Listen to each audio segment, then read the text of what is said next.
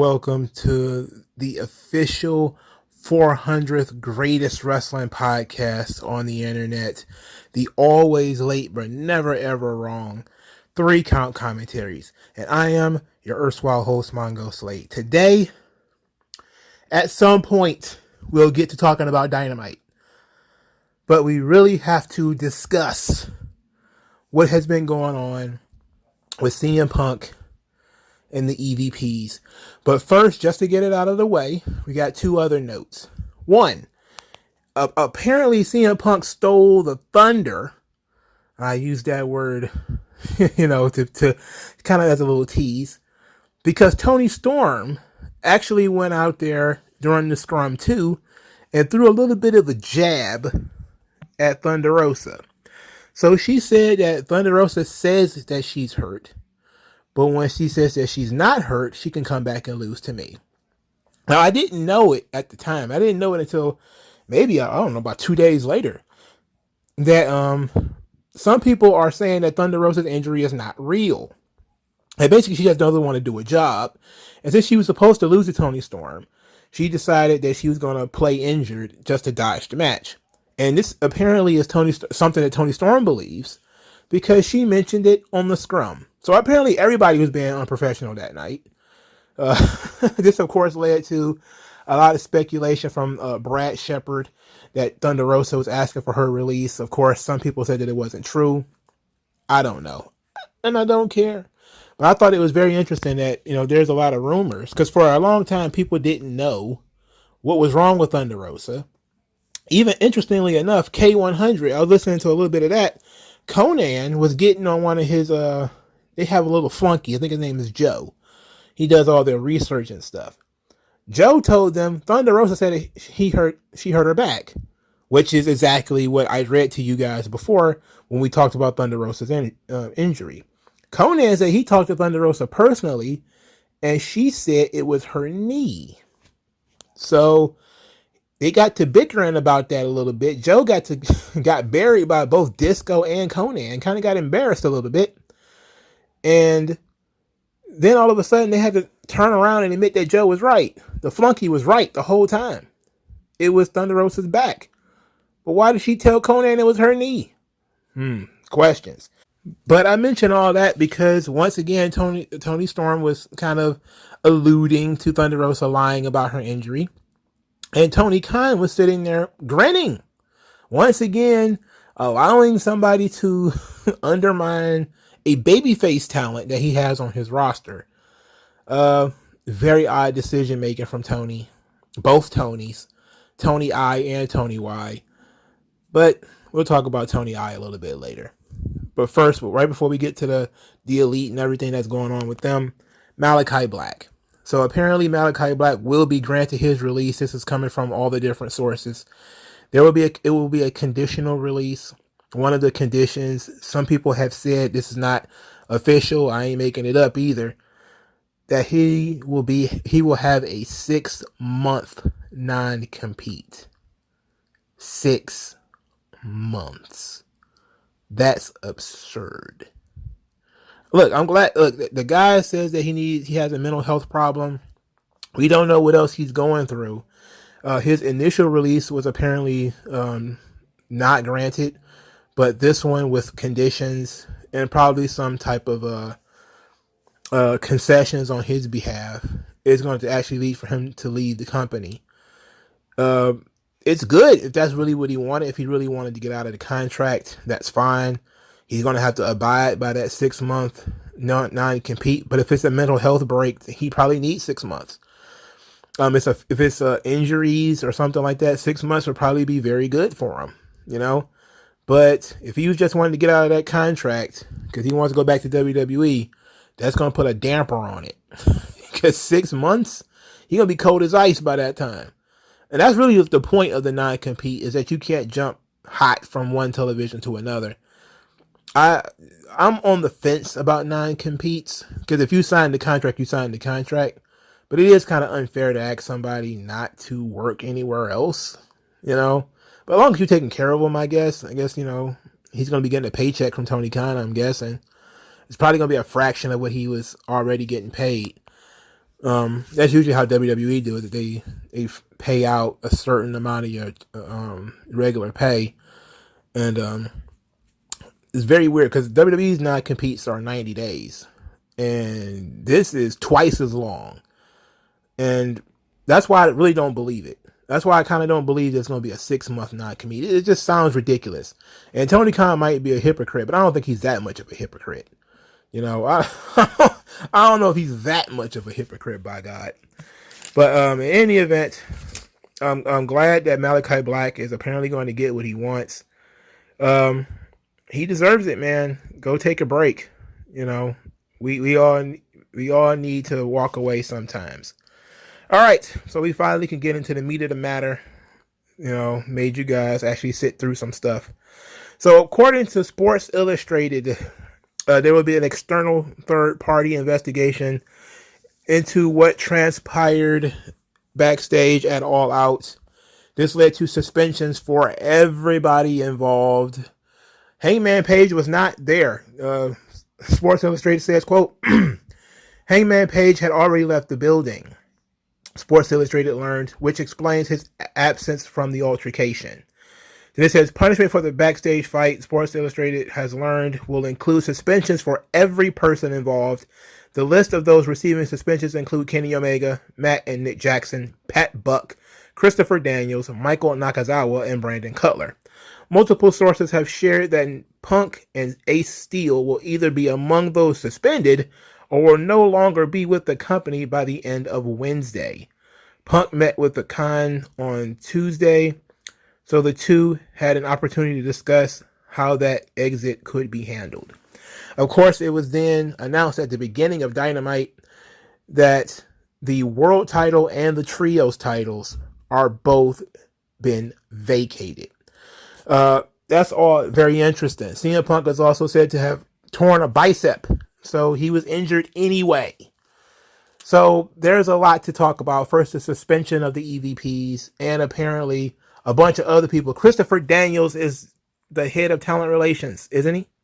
He just got that job. Pat Buck ain't been there a year yet. He left like right after WrestleMania this year, didn't he? Like the day after WrestleMania, he quit his job in WWE and jumped ship to AEW.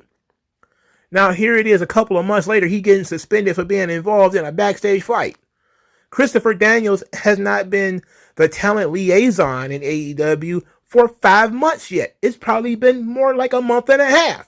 And he's already been suspended for being involved in a backstage brawl. Tony Khan absolutely cannot trust anybody. This shit is a shame. It is shameful.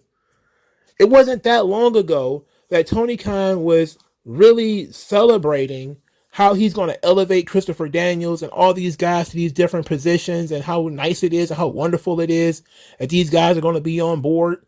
And he has to suspend them less than 3 months later. Why not just fucking fire these guys? There's guys on this list you can fire. Michael Nakazawa, what does he do? Why do we need him? Why is he drawing breath near CM Punk anyway, let alone getting into a fight with him? Fire that fucking guy. Brandon Cutler, what does he do? Why is he in the same zip code, the same area code as CM Punk?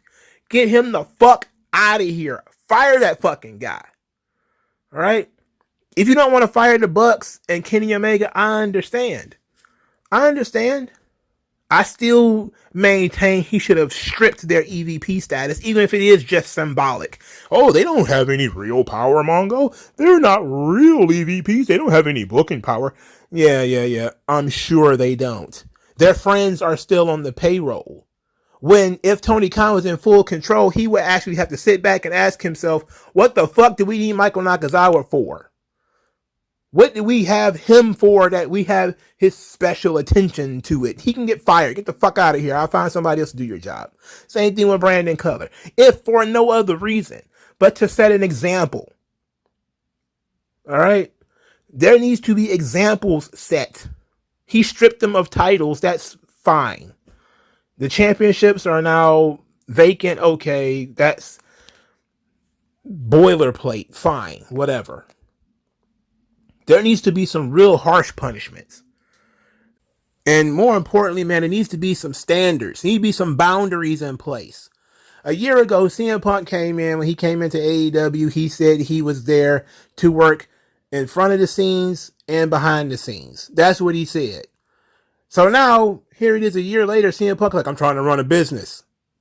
He's, belittling Tony Khan. He's commanding the room. He's shushing Tony. He's patting Tony on the head. He's paying lip service to Tony. He's rolling his eyes as Tony is talking. He's cutting Tony off. He's belittling them. He's talking shit about the company. He's running down other contractors / employees in the company. He is absolutely making the company look Bush League. Tony Khan has no authority. He has no authority. And that's the problem. That's the crux of all of this. Tony Khan is soft. I'm telling you, the big problem here is people seek to handle things themselves when they don't trust the authority to handle it. All right? That Charles Bronson justice that, people get into from time to time out here on the streets. It's because they don't trust the system. The police won't actually do their job. I'm going to do it myself. I can't call the police for whatever reason. Maybe I sell dope or whatever. I can't call the police. I'm going to go do it myself. I'm going to handle my own problems. That's what CM Punk was doing at the journalism, the Scrum. That's all he was doing. He was handling his own problem. He got tired of hearing about Colt Cabana. He got tired of people chanting about Colt Cabana. He got tired of people thinking that he got Colt Cabana fired. And Tony Khan, not doing his job, not paying attention, maybe too distracted doing other things like football or soccer or something like that, or maybe he's just a dipshit. We don't know. But ultimately, Punk is probably bitching to this guy like, what is going on here? You need to do something. And he's kind of like, don't worry about it. It's not that big of a deal. But it does matter. So the first time he gets in front of people and he gets the opportunity to address it, he does. And he embarrasses the fucking company. He embarrasses you. But part of it is his fucking fault. Because he didn't set any boundaries. Because he didn't tell people, stop doing the shit that you're doing. He didn't have the balls to tell these guys to stop doing the shit that they were doing. So CM Punk had to come out and do it. And he did it in his own way. Which again, embarrassed the company. Which again, belittled talent like Hangman Page. Belittled the company. And look, I know that people think CM Punk was trying to be nice to Tony Khan because he thinks that Tony Khan is a nice guy. No doubt he was. I'm not saying he put his boot on Tony Khan's neck and he did it ruthlessly. I'm not saying that. He probably didn't even notice the stuff that he was saying was so rude and ridiculous, how he was cutting Tony Khan off. He probably didn't even notice that shit because he was all fired up and mad. He's calling his opponents pricks. He's saying, I work with fucking children. He wants me to work with pricks all the time. As Tony Khan is giving credit to MJF, CM Punk is rolling his eyes. Like the amount of disrespect comes because Tony Khan cannot be trusted to handle anything. So it's all up and through there. It's not just the EVPs. It's not just the new head of talent relations or whatever the fuck they're calling Christopher Daniels now. It's not just him either. It's all the way at the top. Tony Khan cannot be trusted to handle this situation. So since he is weak and can't do anything, then everybody under him is going to be weak and can't handle it. So he should suspend his fucking self. Suspend himself. Send himself home.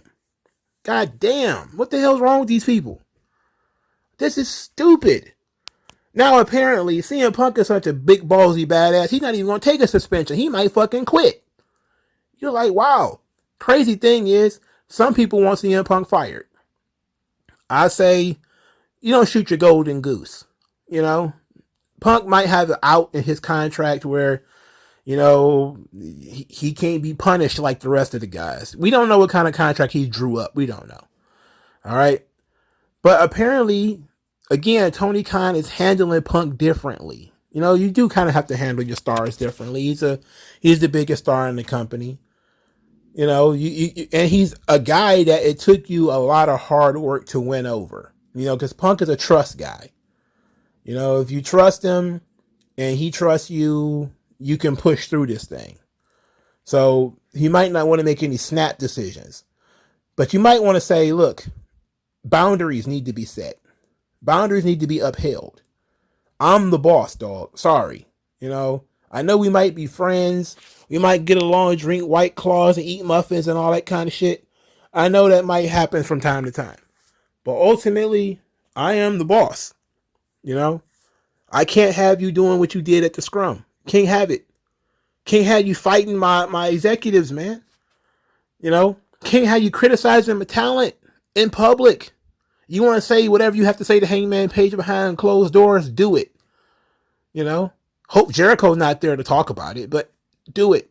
Hopefully Hangman Page won't tell the Young Bucks and then they go and tell fucking Meltzer or Alvarez or something like that. But go ahead and do it. Because nobody will know for sure that there's beef and all kinds of shit going on here. Because once you open your mouth in public, there leaves no doubt. And once it's out of their hands, it's out of their hands. Like, now that this shit is out there, Tony Khan looks awful. He looks awful. And Punk look awful too. Now you've divided the fan base. Certain people are pro-elite. They didn't like CM Punk from the beginning, or they turned on CM Punk. They're turning on him. Some people are turning on Kenny Omega and the Young Bucks. Other people are going to be kind of cupcake-ish. I don't want to deal with this. In fact, there was one person. I don't want to read this because I want to make sure people don't think that I'm just making this up. But there is at least one or two people out there. Somebody says, this doesn't entice me to watch AEW at all. In fact, it's turned me off AEW altogether. Or maybe it's just been a long week in wrestling. I have more important things to do than watch grown adults act this way.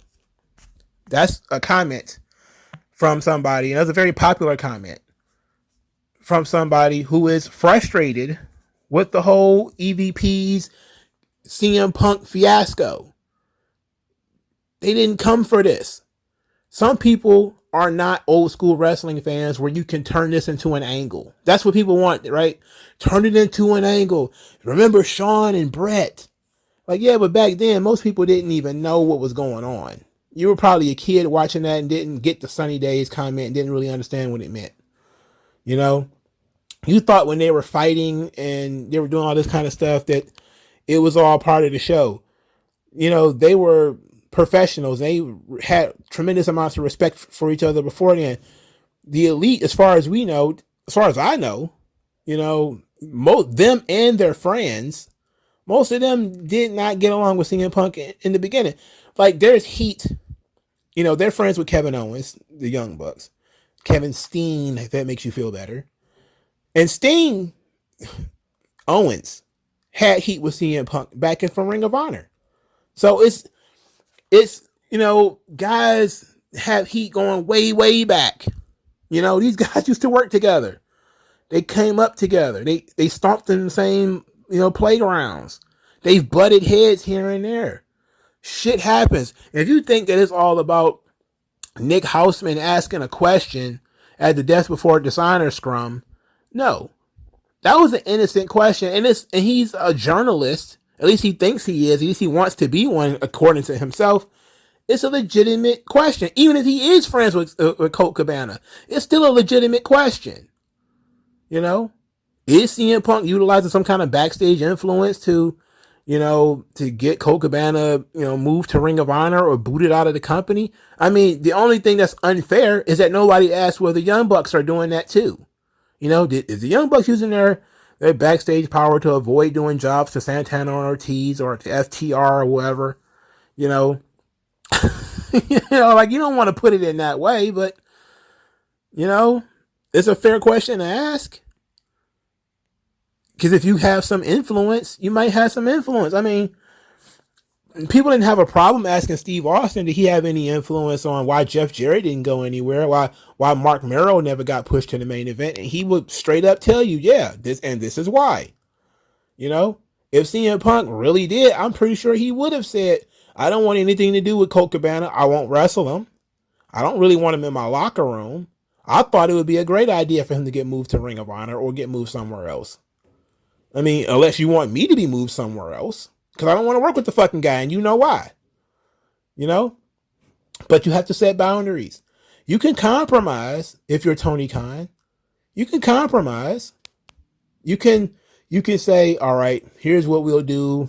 This is your little sphere. This is your little sphere. These two shall not meet. These dudes need to apologize to you for this. You need to apologize to you for this. We're going to put out a joint statement saying X, Y, and Z, yada, yada, yada. That's what they did with Cody, right? Cody was leaving AEW. There was a big joint statement. AEW put out a statement. Cody put out a statement. Brandy put out a statement. And it was all handled pretty much at the same time. What's done is done. We broke it off. That was it. Almost all of your beefs online should happen that way now. Sit in a room, cuss each other out if you have to, put out a joint statement. CM Punk is going to accept responsibility for X, Y, and Z. He apologizes to X, Y, and Z for doing X, Y, and Z. The Young Bucks will apologize for this. They will, they're going to be their punishment. They're going to put out a statement. Hangman Page, same thing. Christopher Daniels, same thing. Everybody should be making public apologies for embarrassing the company. And that should be nothing more than Tony Khan saying, you guys have to bring back the fans. There's going to be people who are going to be very upset about this. And yeah, they're going to still understand that there's heat, residual heat, people being upset. But ultimately, you have to have a united front in front of the people.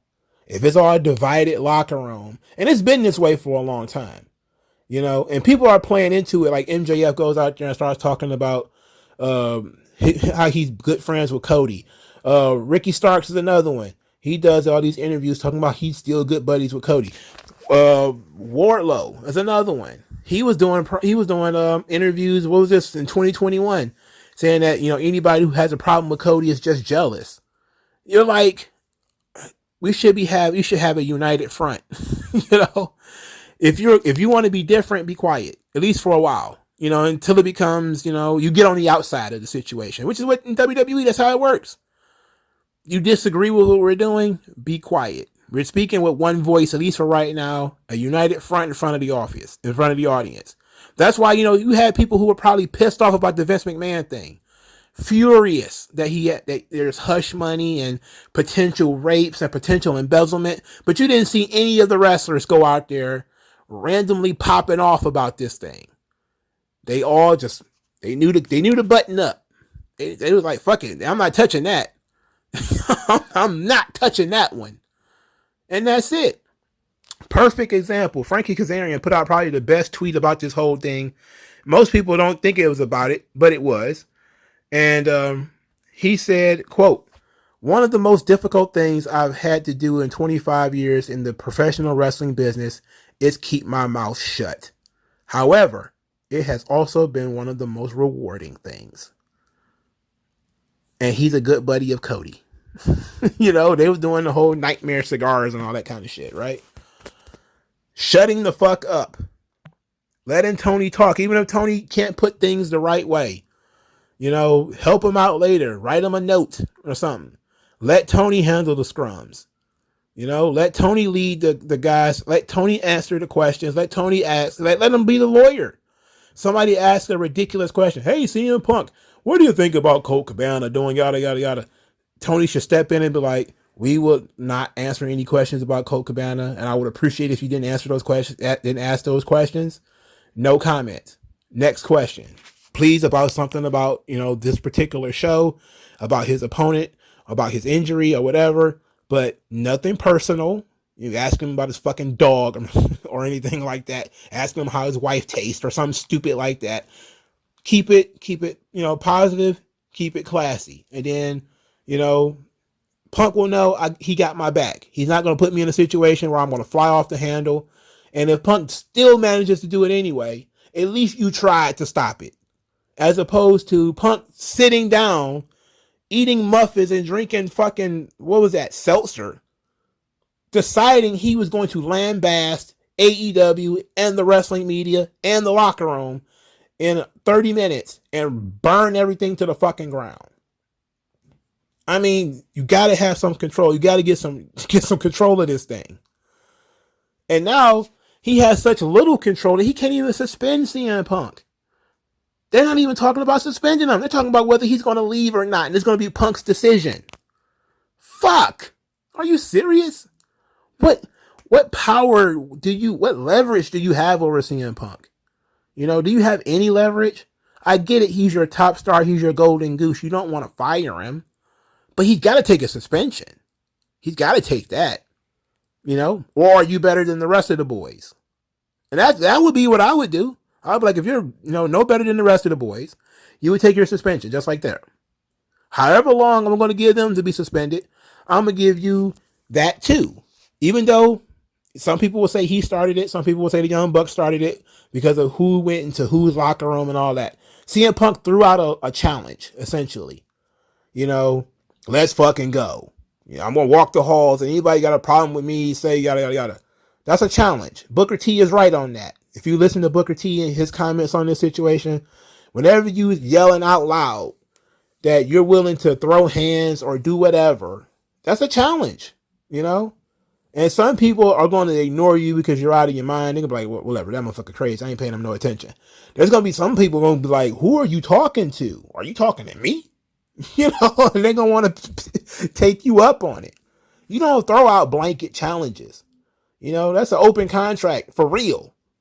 You never know who's going to step up and say, I didn't like what you said. You have no fucking idea. So correct yourself. But that's Tony not being able to be a good leader. That's his fault. All of this is his fault.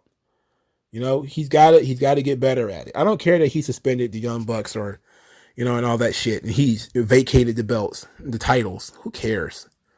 It's all fun and games, but ultimately he can't make any money off this thing. In fact, it's going to cost him money. He's going to do the best that he can, no doubt. But this thing is costing him money. And you see that weakness doesn't pay. He doesn't have to be Vince McMahon warlord, but he's got to be stiff. He's got to be a little bit stiffer with these guys, man. You can't be friends with them. You guys can be cordial. You can be friendly, but people, especially these guys who stab their friends in the back pretty much regularly. I mean, CM Punk has broken all kinds of friendships. You could probably count on one hand how many people he was friends with 5 years ago that he's still friends with today. So it's probably in your best interest to treat this guy like a fucking employee or whatever you want to call him, a contractor. Don't have him over to your house for dinner or some shit. Send them Christmas cards. You could be nice to him. You could be cordial with him, but ultimately he needs to recognize what his place is.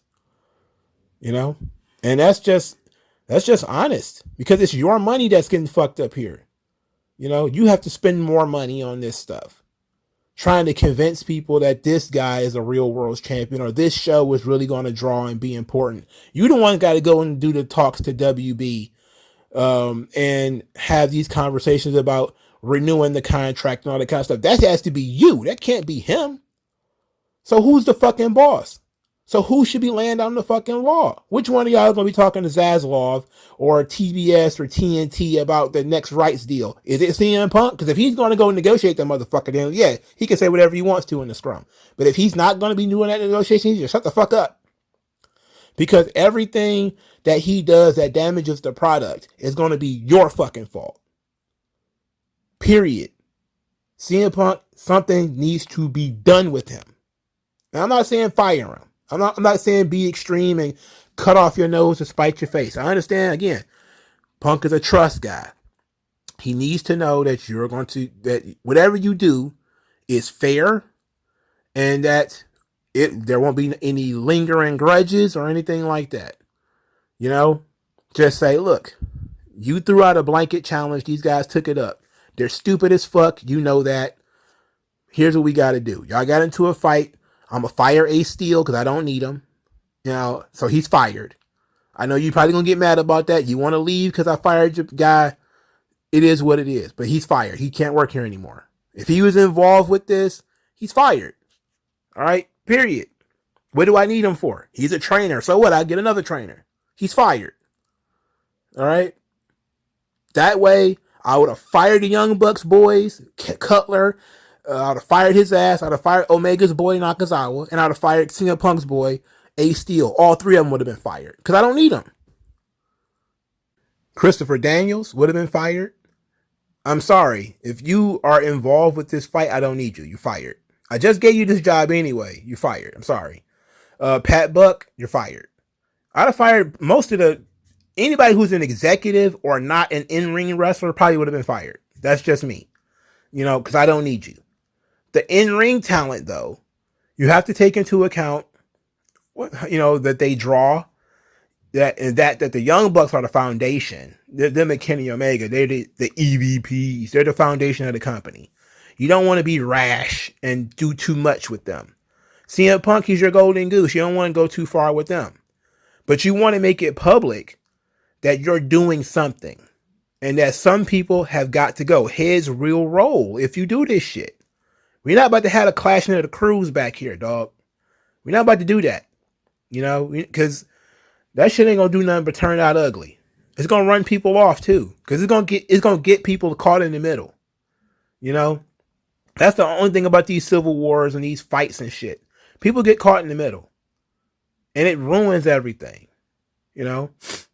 Now, one last thing is Bobby Fish apparently is a Young Bucks guy. He's a friend of the Young Bucks. One of the Undisputed Elite. One of the guys who jumped ship from NXT to AEW. I think he actually got cut, though. He challenged CM Punk to a kickboxing match. Before he even got released from AEW, well, his contract didn't get renewed. He was talking about how bad CM Punk's kicks were. And that he should leave the kicks to specialists and stuff like that. See, that's the kind of shit that I'm talking about. That's antagonizing.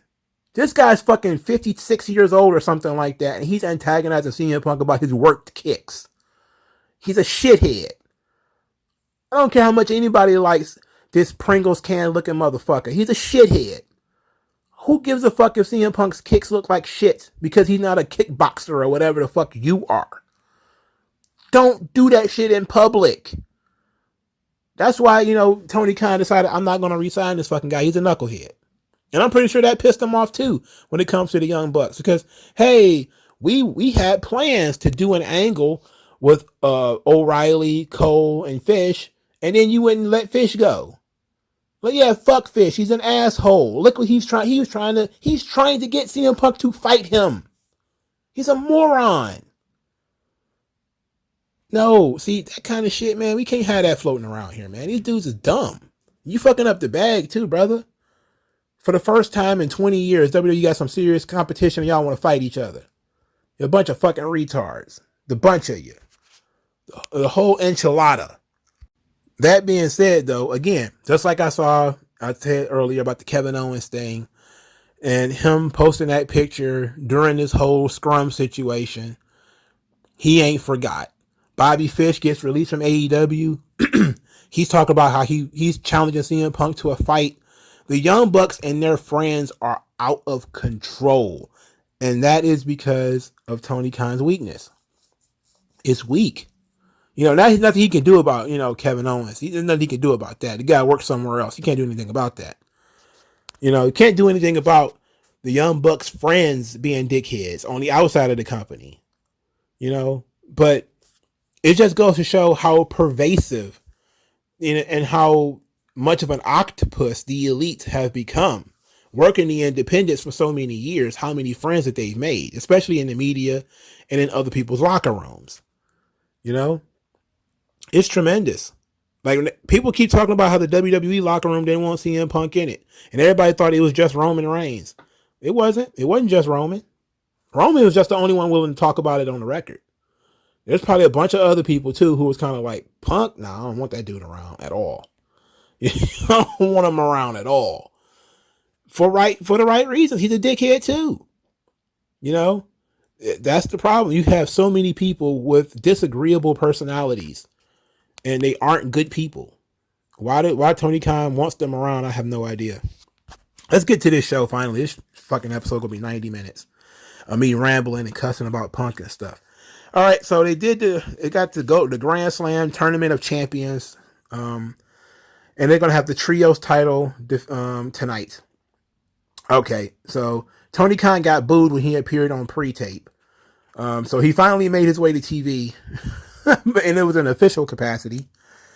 They did not mention at all why the titles were vacated. They just said there's going to be a new world champion and a new trio, and neither one of these titles are interim. These are actual world titles. Both titles were vacated. All right. So the Grand Slam Tournament of Champions, looking at the tournament, it's an interesting do. Hangman Page versus Bryan Danielson had the match on this show. Sammy Guevara versus Darby Allin on Rampage. Jericho gets a bye, so he gets to wrestle in the semis next week. And Jon Moxley got a bye. Now, I understand why he picked the certain names that he did. Wanted to give the rub to Guevara and Darby Allin, so he put them in there. But those two guys have no business being in this tournament. But then again, who else are you going to put in it? You can't put anybody else in it. Scorpio Sky. I mean, there's no good to come out of this. So this leads to the Danielson Hangman match. They didn't build it up throughout the evening, which of course is the shits. You had a big match between two main event guys, and they don't get any type of build for their match. They put more effort into tag team matches in 2 weeks than they did into a main event guys this week. Danielson doesn't cut a promo about how important this is. Moxley did. Well, okay, we'll talk about that in a moment. Interesting thing about all this is that, Hangman Page is the guy who kind of started this whole thing, right? Him being the mouthpiece for the Young Bucks with his whole workers' rights thing. Now, granted, he wasn't going to win. I think most people knew that he wasn't going to win the title. And granted, he wasn't involved with the fight. But we know that he was part of the reason that set CM Punk off. He was one of the guys who set him off. And it seems like, I don't know if it was, are you punishing yourself by taking him off TV?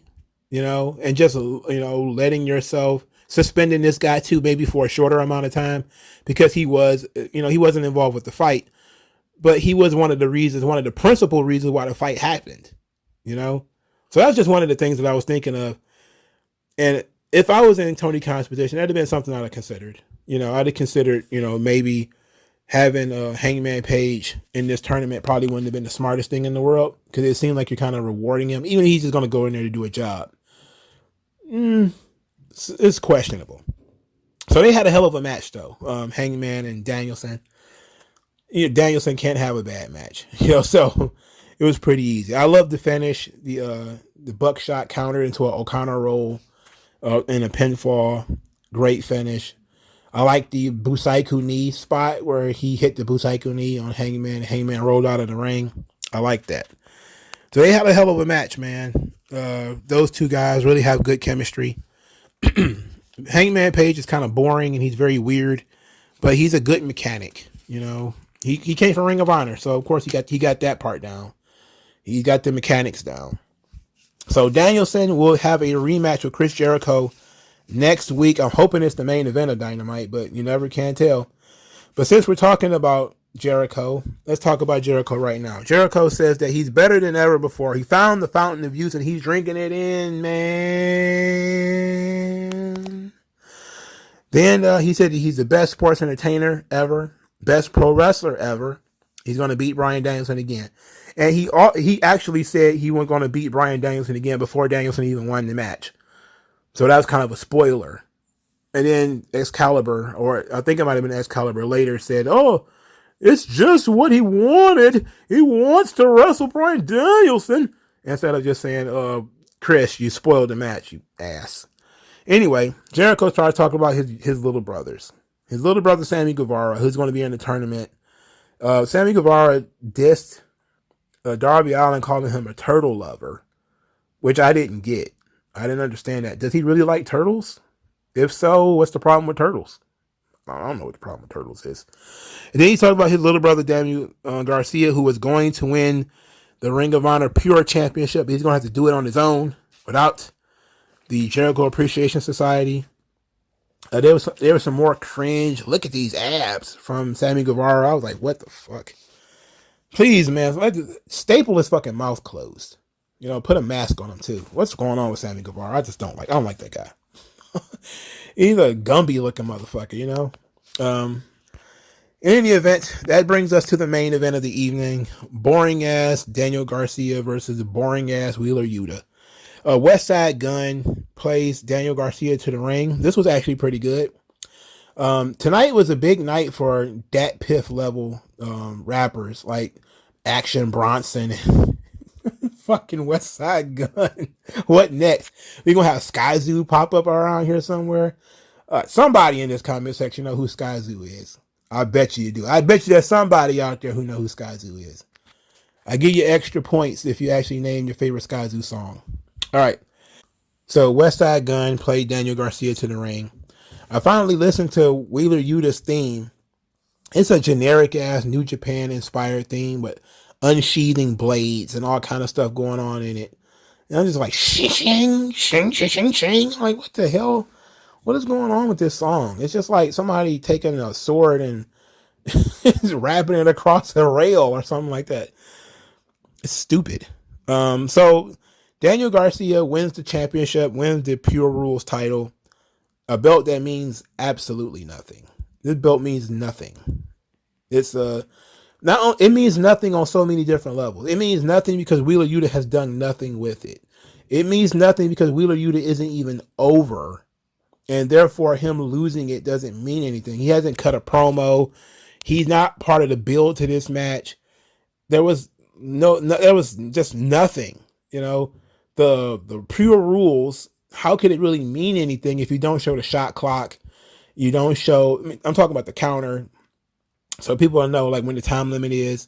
You don't have the rope breaks scoreboard on the screen. You know, you don't take time to explain the rules to anybody. You know, so how could they really take it seriously? And then you have the fact that Ring of Honor doesn't have TV. It doesn't have its own show. It doesn't have anything. Why should anybody care about this defunct ass title? It's like when Hook running around with that FTW belt. It's like if it's symbolic and it means something and it matters, then people need to, you know, express that. Positive note is that they subscribe a little bit to Show Don't Tell. So when Danielson came out there to congratulate Daniel Garcia, shook his hand and wrapped the Pure Championship around his waist, it actually shows that, you know, that belt meant something. At least it meant something to Danielson. So, and what I loved about this, and the only thing that I loved about this, is how Jericho came from the back, looking like he caught his wife voting Democrat. He just kept like, I mean, his face was red, his mouth was ajar. I think his lips were a little chapped. I'm like, Jericho, what are you doing? He was selling the shit out of Daniel Garcia, befriending Bryan Danielson in the ring. That was great. So I like that part. But this match, you could have thrown it in the bin. I didn't care. I was tired. They're so boring. There's nothing. They just know how to execute moves. And they can't even do that well. I mean, even the basics of sail towards the camera, keep your face up. You couldn't, fucking Wheeler Yuta couldn't even do that. He was in that sharpshooter twisted thing with his face buried in the fucking mat. Like, it's literally wrestling 101. That you need to sell so people can see your face. It's literally wrestling 101. And Wheeler Yuta, face deep into the fucking mat. I couldn't see his face. I see the top of his fucking head. Thank you. I can tell you were really hurt because I couldn't see your fucking face. You know? UFC, they go out of their way to get the camera as close to the face that they can get so that people can see the triangle choke or the choke hold or how guy is struggling or whatever. They don't have to sell because they're doing it for real. But the concept is the same. You know, you want to make it as cinematic and as dramatic as possible. You want to get close. So the cameraman is trying to get in there to show people that Wheeler Yuta's in trouble here. And Wheeler Yuta's fucking head is buried in the mat. Stupid. It was stupido. Anyway, let's move on from there. MJF comes out. He's doing his fake babyface thing. He's putting over the Buffalo Bills and the quarterback and everything. He's talking about how the devil is back. and how much he loves AEW and all this kind of stuff. It's just dumb. Says he won't be in the tournament because he got that poker chip and he got he's getting more money from Tony Khan, which we all love. He starts talking about these are dark times, but there was another wise Jewish man who parted the seas and led his people. Then said that he's not saying that he's Moses. He's saying he's better than Moses. I wonder how my Christian fans feel about that. That MJF said he's better than Moses. John Moxley wandered out there doing his shoulder roll and all that kind of stuff that he was doing. Spitting water all over people and everything. He had a nice little lineup on his beard finally. He looked less... I guess he was going on vacation. So he decided to go get shaped up a little bit. Like, okay. He looks less woolly this week. So him and MJF get into it. Of course, he calls MJF out on his fakeness. So MJF heals on the crowd. Says that he doesn't care about this company. He doesn't care about the world title. It's just a bargaining chip. So he could take it to a real company with real wrestlers. Like his good friend. What do you call him? The rock and coaster or something? Roller coaster. The roller coaster. His buddy. His friend. The roller coaster. And Moxley says he ain't got time for this. And that MJF needs to leave. This is, of course, after MJF did some more WWE references by saying that his favorite wrestler is the game and him jumping ship is best for business and all this kind of stuff. They squared up a little bit before MJF ran off because he got the hell out of there. After he struggled to get his shirt off, he took off. And then Moxley cut the promo of his life. And I realized at this point that Moxley has been the unsung MVP of AEW. Not just this week, but probably, well, at least this year he has been. You know, he's been the unsung MVP of this year. This guy was not even supposed to be here today. And this is the promo he came up with. He talked about being pissed off and embarrassed that he lost the AEW World title. And he says that not having that title is the only possession that actually means something to him. That he doesn't care about the actual physical belt. The physical belt is just material stuff. It's just leather and gold and all that stuff. What he misses and what he wants is what it represents. That it represents passion for this sport, passion for this business. It represents the people in the back. It represents heroes, the vision that we all have when we started this company. It's about letting go of your ugly past or allowing it to die. It's about being better than I was the day before, even if a little bit, even if I'm the only one who notices. He says it's everything that he ever wanted out of this business. And he lost it. He said, I made mistakes, that's on me. But winners, they want the ball. I want the ball. It's time to become a legend. And I wasn't quite standing up when this was over. But I was like, you know what, Tony, give him the fucking belt again, dog. At first I was like, man, I don't know, man. I don't know about giving the belt to Moxley again. Danielson, give it to Danielson, which is, an easy choice. Danielson isn't going to embarrass the company like CM Punk did, or he's not going to be an embarrassment to the company like, some of these other guys out here. Danielson is, again, he's Ryu from Street Fighter. He's Kane from Kung Fu. He lives for the fight. That's all he wants to do. He wants to show up and work his match. That's it. If any media he has to do is going to be limited, and he's going to probably make somebody laugh by saying some silly stuff. But he's not going to go out there and burn any bridges. And that's the important thing. You got to start looking for good PR guys now.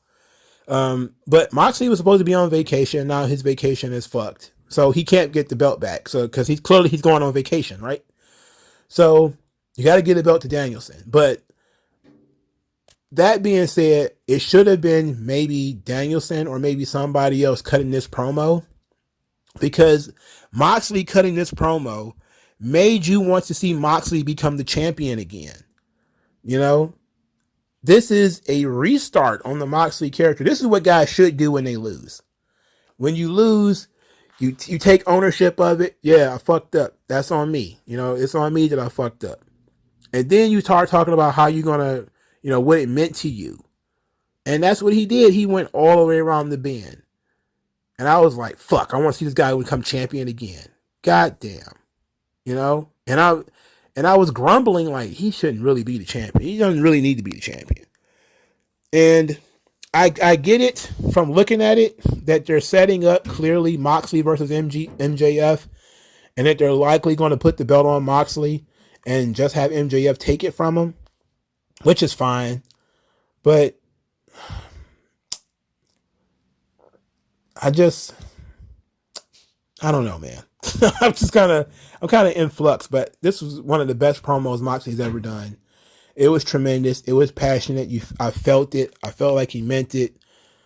You know, at a time like this where AEW is in this situation, this is the promo that they needed. This is the promo that the audience needed, because it wasn't just about the title. It was also about AEW and the creation of the company and what the company means to the performers, men, women, and everyone else. So this was great. It was a great rah-rah speech from a guy you wouldn't expect it from. But it's also a blue collar guy who's talking about the work and what, things that you work for and what they mean, So this was excellent. It's fantastic. And we followed this with a garbage trios match. Death Triangle winning the trios titles, defeating the Best Friends. There was Danhausen and Alex Abrahantes playing with each other outside the ring, and Alex Abrahantes got cursed by Daniel. It was stupid. It was really stupid. I thought the Best Friends would win because Pac already has a title, and I thought this might be a nice little feel-good moment for Orange Cassidy, because to me, that's what this show was about. It was about getting the audience to forget all of the ugliness that happened at the All Out Scrum and all of the fighting and the suspensions and everything. You were just going to make the fans feel good. And that was the purpose of giving Daniel Garcia the Ring of Honor title in his hometown. Even though, the title was ice cold, it didn't really mean anything. And he beat somebody who can't cut a promo, can't talk, and most people have never seen before.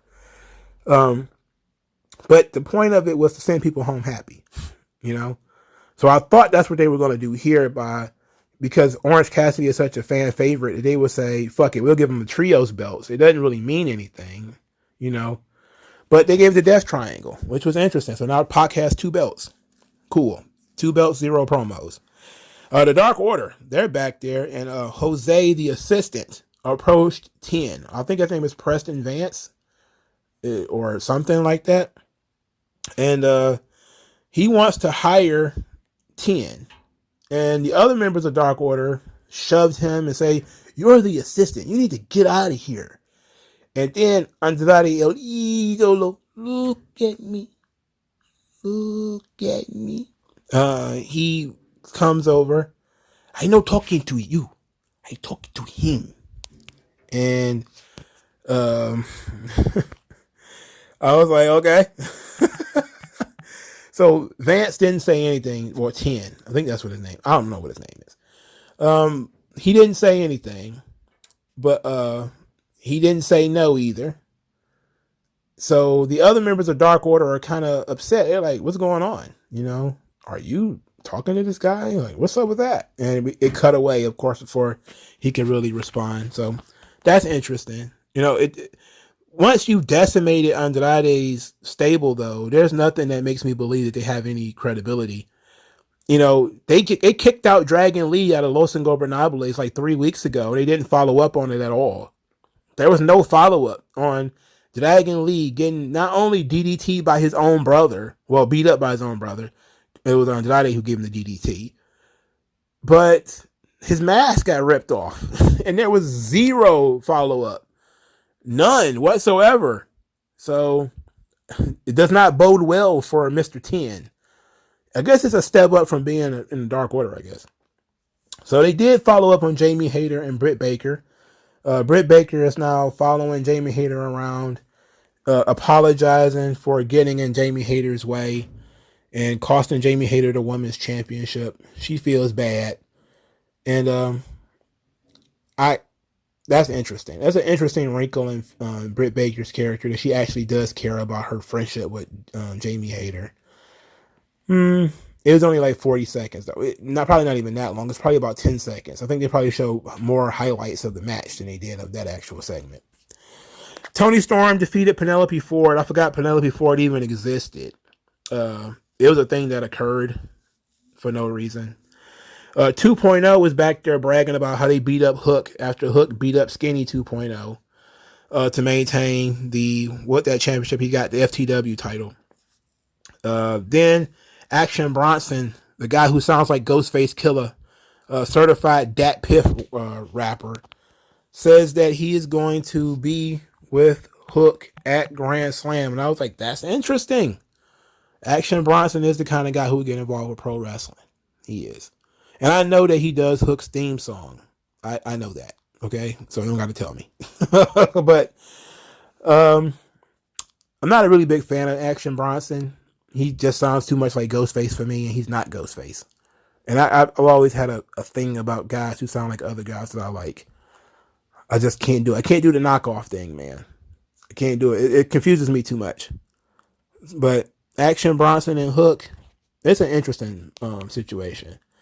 And 2.0, especially Fat 2.0, he's pretty funny on the microphone. I don't know what they'll be doing. Would they be having a match? Would they be having a promo segment? I don't know. But I'm interested. I'm intrigued because they're using celebrities. Well, somewhat celebrities. I don't think Action Bronson counts as a celebrity. Now that I think about it, I know a lot of people know who he is, but I don't know if he counts as a celebrity. Swerve interrupted the Acclaim as they was trying to do their rap. He called their raps jokes. Said that they're stupid and corny. He said that the real joke is the Acclaim as the tag team champions. The Acclaimed are getting a title shot in 2 weeks at Grand Slam. Clearly, they're going to win the belts. So I don't understand why we're talking too much more about this. But the Acclaimed was super over. So they're still very over. Therefore, it was not a fluke in Chicago.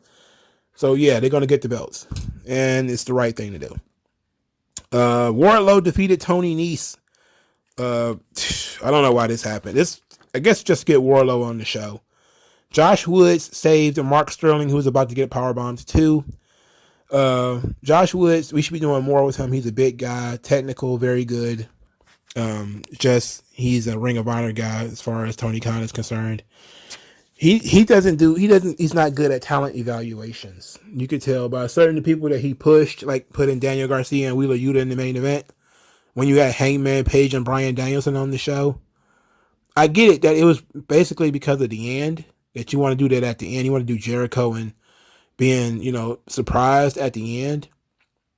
But it's hard to justify putting those two kids in the main event when you had so many bigger stars wrestling before them. Anyway, Wardlow got on the microphone, said that for anyone who feels like he's lost it, it's time to remind people that this is Wardlow's world. I was like, okay. Doesn't really do me any favors. He's still not in a feud. Still not feuding with anybody. So he's in a world of his own. Powerbombing random strangers, random astronauts who land on his planet. There's nothing really about it special. There's a vignette for Darby Allin and Sammy Guevara. It was okay. Darby says that he has no respect for Sammy Guevara. He's going to leave Sting at home. And hopefully Sammy Guevara will leave everybody else at home too. But they talked about how they used to respect each other. Well, Darby used to respect Sammy. Sammy doesn't respect anybody anymore except Jericho. He appreciates Jericho. Jungle Boy, he cut a promo saying that he's going to take years off of Christian Cage's miserable life, but he can go on and have his surgery first. And that it's ironic that Luchasaurus carried him to the ring during their entrances because he's been carrying Luchasaurus for 3 years. And he says that Sunday a giant anchor was removed from my ankle and that you can either run from your past or you're going to destroy it. So it was true that they cut the match short because Christian was injured. And I think that's probably the best thing that happened to that match because it, gave them more fuel, So instead of doing it on paper, they're going to end up doing it on TV. But since Christian is 50-something, 40, late 40s, it might be forever before he comes back, so, that's tough. And I don't know, what kind of, I don't know, how did he hurt himself? That's something that I don't really want to think about because I know he hasn't been working that much and he hasn't been doing much in the matches that he did have. So I don't know how he managed to hurt himself, but this Jungle Boy promo wasn't too bad. It wasn't great though. Stokely Hathaway said that the All Out was the greatest moment of his career. Then a production guy was counting him down. So he got frustrated and said, I demanded the same respect that he would give his own father. And the production guy, because he's not trained as an actor or anything, is not really selling Stokely Hathaway grabbing him. The guy keeps looking at the camera. Like, are you watching this? Are you watching this? Do you see this? And then Stokely Hathaway hit him in the throat with the microphone. And then the production guy just got beat up by every member of whatever Hathaway's group. So apparently we got to wait to figure out why he did this with MJF. And of course, everybody's asking the question, why didn't he just come out with MJF earlier? But apparently he's probably just going to be a paid stooge. You know, so it is what it is. Paid stooge. Whatever. All right, so something to legitimately get excited about. Dax Hardwood will be wrestling Claudio Castagnoli on Rampage for the Ring of Honor World Championship. The work rate mark within me is excited about this. It makes me want to watch Rampage because I know these guys are going to go out there and have a barn burner and have a hell of a match. I don't expect Dax to win, of course, but I expect the match to just be phenomenal. And I want to see it. And I may watch Rampage. I might actually watch Rampage. There's some stuff on Rampage that's okay this week. Darby and Sammy ought to be good. But Dax and Claudio ought to slap. I mean, hopefully they'll be stupid and put that match on first. So I can watch Claudio wrestle Dax and then go to bed. So, because I have no intentions of watching the entire show unless I have to watch the entire show to see Claudio and Dax. And to be quite honest, I could just wait the next day, skip through most of the show and watch Claudio and Dax just, on the high seas, let's say. But that's AEW. Tony Khan did the best that he could given the situation that he has. He came up with this Grand Slam Tournament of Champions. It's a good marketing gimmick. He really thinks the most of Grand Slam and the Arthur Ashe show. So he really is loading up on Arthur Ashe with the Acclaimed, probably going to win the tag team championship, guaranteeing the people at that event that there'll be a new world champion crowned. It's not bad, and I'm pretty sure some people helped him with this, but that's not too bad. On screen, the company didn't suffer that much. It came across as ridiculous as ever, with the same spotty garbage that they usually have in these trios matches. The same boring, underdeveloped talent in the main event just makes no sense. While you have more seasoned, more developed talent on the undercard to the kids wrestling for a title for a company that doesn't really exist. It exists on paper, and because you have a copyright and because you have a trademark to the logo, that's how it exists. Claudio as Ring of Honor champion. Some people are saying it's a joke. It's stupid because he wrestled on Dark. I think AEW has basically said pretty much everybody works Dark. I think that's one of those things that it's a silly AEW-ism that they kind of want to make Dark must see. But I can tell you one thing: they're never going to change the ROH title on Dark. So there's no reason to ever watch Dark just to see that. So it's pointless.